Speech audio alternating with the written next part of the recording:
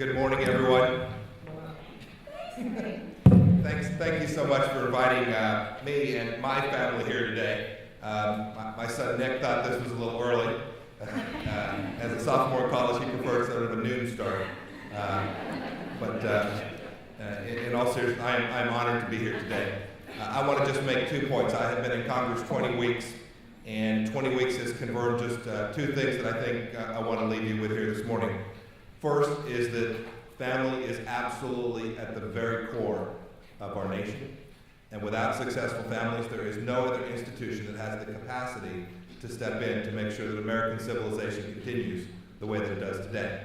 It is simply not possible. It's not for lack of trying. It's not because we don't send good people to Washington, D.C. It's simply that the family is at the very core of all the great things that have happened in every civilization. That certainly includes the American civilization. The second thing that I want you all to think about today as you go through your workshops and tomorrow is the impact of government on families. Most specifically, the impact of the federal government on families. My observation is, and I talk about this all the time, is that the federal government often has well-intentioned policies and programs that often impact families in negative ways. So as you think about the way these resources get spent, these dollars are allocated, whether they come from the federal government or the state government or from the local government, make sure that these programs are actually accomplishing their intended impacts without enormous secondary impacts. I look at some of the things we're trying to do in our schools, and I see the impact that it had when my son was at East High. I saw it firsthand. I look at federal government policies for welfare and how often they end up creating incentives for families not to stay together. These are the kind of things that we really need smart people working hard to think about so that we do them right. The last thing I'll say, and it really plays off of what you just heard a moment ago about running out of gasoline. I can tell you don't want to do it on the Beltway. And secondly, I will say this.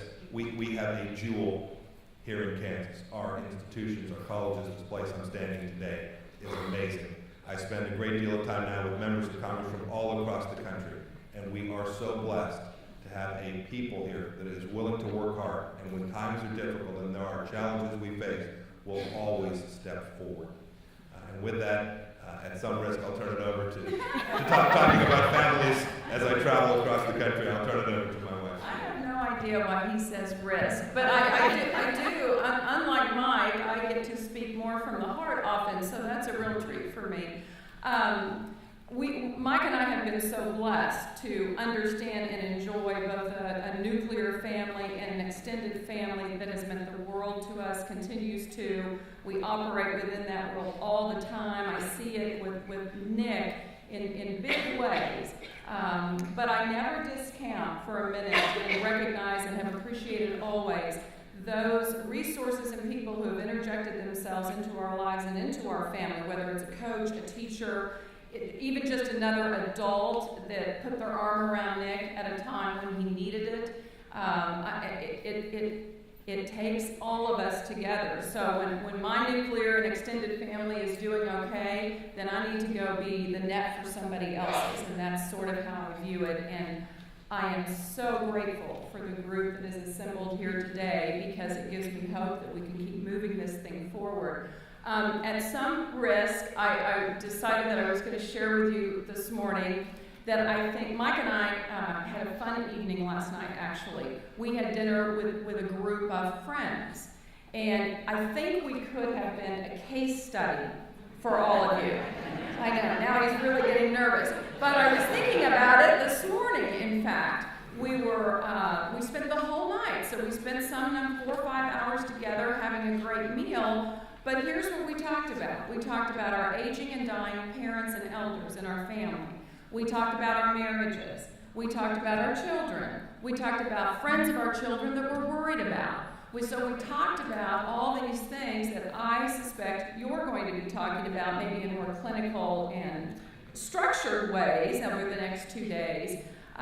We talked about how the list of things that families have to address and deal and contend with is growing leaps and bounds. It will come as no surprise to you, and I'm sorry to have to bring it up because I know you're surrounded by it. We talked a lot about social media And our children, given what we're being blasted with this week in all the media reports, television, radio, newspaper, everywhere, how do we talk about that? Is it ridiculous to talk to a 21 or a 22-year-old about his use of social media? It becomes no surprise to you that us moms said, no, he's not too old, and in fact it's our job to talk to them about what this means, what's appropriate, what's not appropriate. But it does become overwhelming, and I say that from a conversation with educated women and men who have lots of good things going for them and lots of support systems. So what I know is that it feels that list of to-do conversations to have in families for those that are in lesser situations must feel overwhelming. Because if I feel overwhelmed sometimes, or I can't quite find the words to talk to Nick about something, I know others are struggling too.